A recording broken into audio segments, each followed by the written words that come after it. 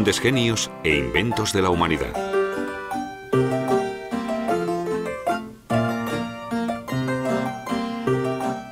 El avión de los hermanos Wright.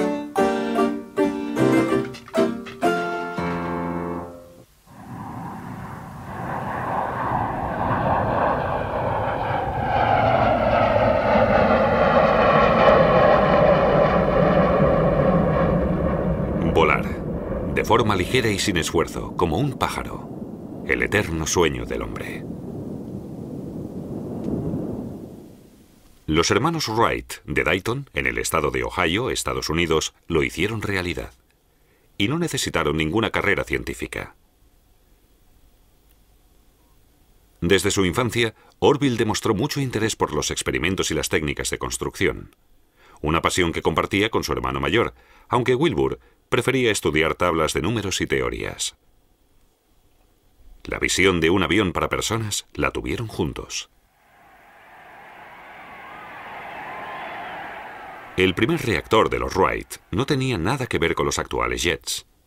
Pero ya entonces, Orville y Wilbur resolvieron los principios de las preguntas de aerodinámica del control de la dirección y de la propulsión.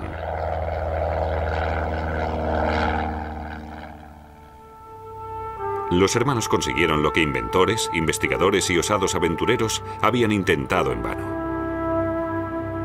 Todos ellos quisieron engañar a las leyes de la física y fracasaron.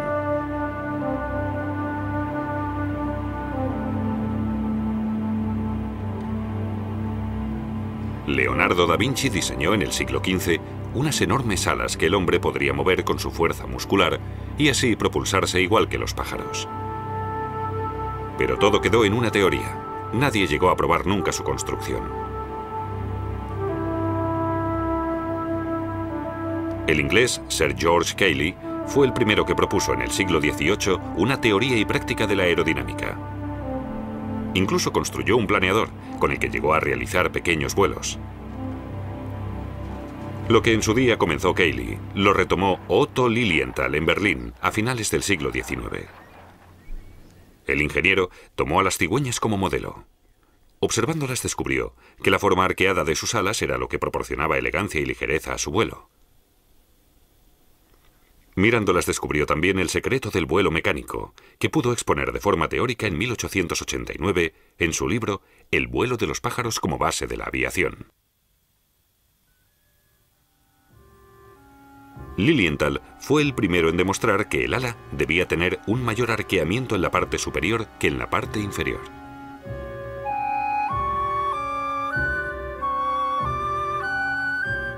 Según este principio de construcción, el aire pasa más deprisa por encima del ala que por debajo. Eso reduce la presión que tiene encima y facilita que flote. Este proceso es el que eleva el avión en el aire.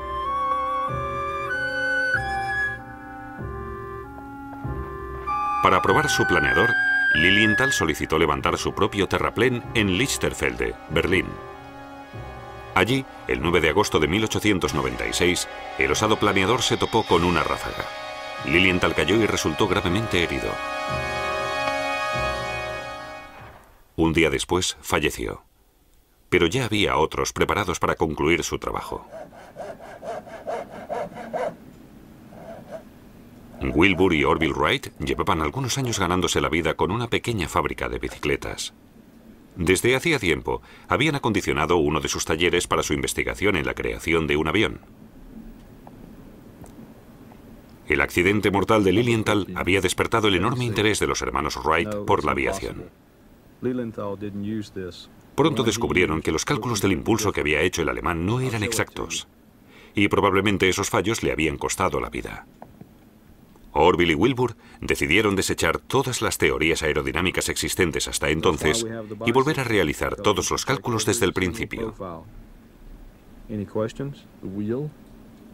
Mediante unas sencillas pruebas, estudiaron el comportamiento de diferentes formas de alas.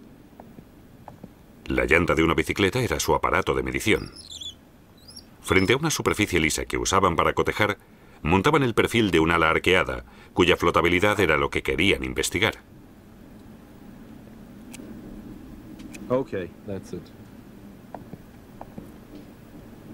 Hasta aquí la teoría. En la práctica, los Wright tuvieron que conseguir un flujo de aire continuado para sus comparaciones. Y siendo fabricantes de bicicletas, no lo encontraron difícil. Compararían en marcha el comportamiento de la superficie arqueada con las propiedades ya conocidas de la superficie lisa, y así elegirían la forma más adecuada para las alas. Un sencillo pero agotador viaje. Here you go. Finished. Good luck, old boy. Okay.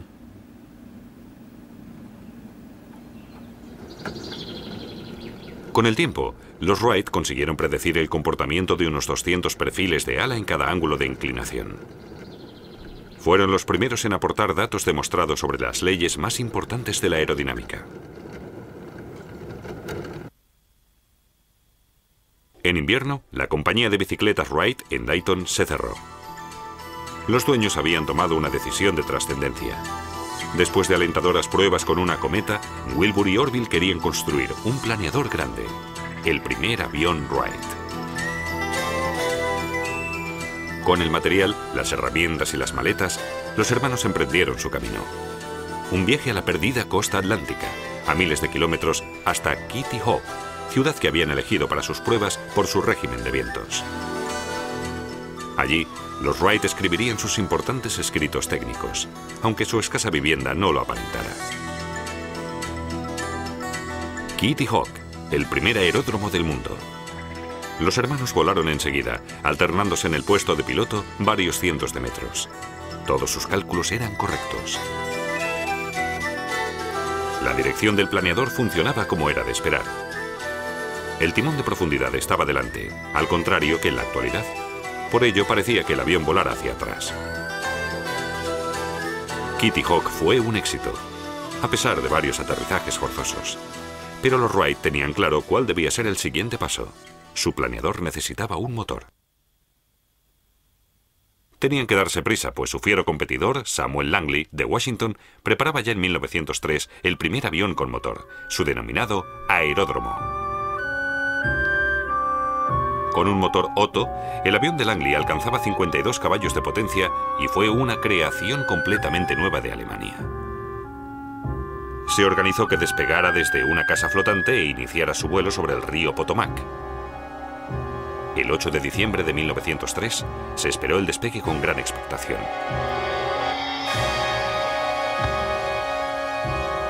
Harán falta entre 1 y 1000 millones de años, se burló el New York Times, para construir una máquina que sea capaz de volar de verdad.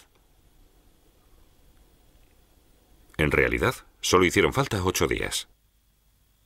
Kitty Hawk, Carolina del Norte, en la costa atlántica. Desde allí partieron los Wright de vuelta a Dayton después de 4 meses. En la maleta llevaban su nuevo Flyer 1, construido en un túnel aerodinámico creado por ellos mismos. Con el Flyer 1 de 12 caballos, Orville Wright creó el 17 de diciembre de 1903 el primer avión a motor de la historia. El primer vuelo duró 12 segundos.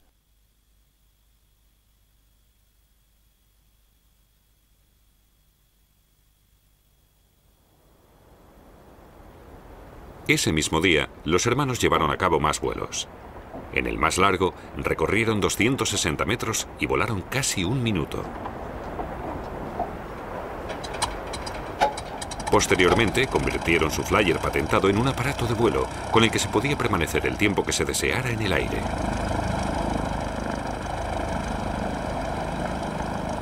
En 1908, Orville y Wilbur fueron a Europa a presentar su máquina voladora y dejaron al público atónito y sin aliento. Se propagó entonces por todo el mundo que 2 entusiastas de Dayton, Ohio, habían hecho realidad el eterno sueño del hombre: volar. El gran mérito de los Wright fue el de ser los primeros en descubrir cómo controlar un avión en el aire. Sus técnicas a día de hoy siguen sin haberse cambiado. El cabeceo, el movimiento de arriba a abajo en torno al eje, en el Flyer 1 lo controla el timón de profundidad. En los aviones modernos, el timón de profundidad realiza la misma función.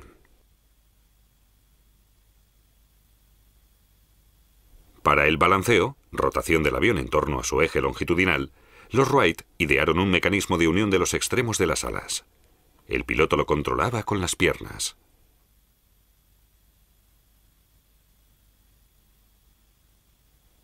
Con el timón de dirección trasero se controla el movimiento de guiñada del avión en torno al eje vertical.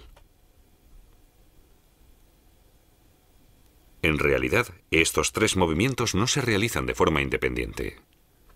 Para compensar la fuerza, cuando el avión cambia de dirección, hay que estabilizarlo mediante una inclinación. Todavía hoy, para mover el avión, tiene que haber una relación correcta entre la velocidad, la inclinación del avión y el ángulo de inclinación de las alas. Si no, al bajar la corriente de las alas, el avión caería. Entraría en barrena y solo podría controlarse con una mente fría y mucha habilidad.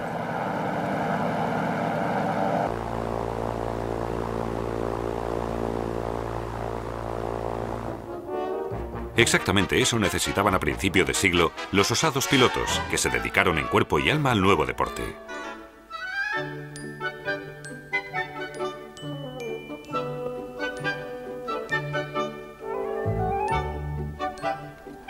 Poco después, los generales descubrieron que los aviones eran algo más que un juguete. La Primera Guerra Mundial requirió la fabricación en serie de aviones que pasaron de ser máquinas de ensueño a ser armas mortales. En el cielo se libraba una batalla de desgaste y en el suelo las bombas causaban destrozos sin precedentes. En el mundo de la posguerra, el avión se convirtió en un medio de transporte. Quien más se benefició de la construcción de vehículos aéreos civiles en todo el mundo fue el servicio de correos. Las cartas llegaban más rápido que nunca a su destino. Y no se tardó en transportar personas. A mediados del siglo XX se inauguró la primera compañía de vuelos de pasajeros.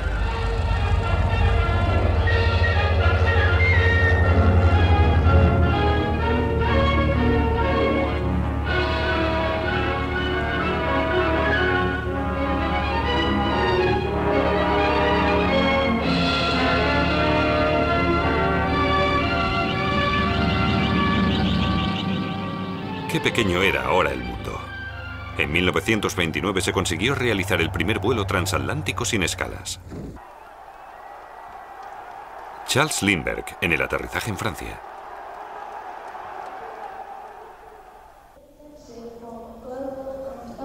Treinta años después, la hazaña de Lindbergh de cruzar el Atlántico ya no era nada del otro mundo. Estalló el boom de los viajes. Familias curiosas de todo el mundo subían a bordo de las enormes máquinas de propulsión para ver por primera vez el mundo desde el aire. En la actualidad, se van manifestando las consecuencias negativas de esa movilidad sin fronteras. Un enorme desgaste de energía, contaminación acústica y daños en la estratosfera. Con los aviones cada vez más numerosos, aumentan los riesgos para el planeta y para la humanidad.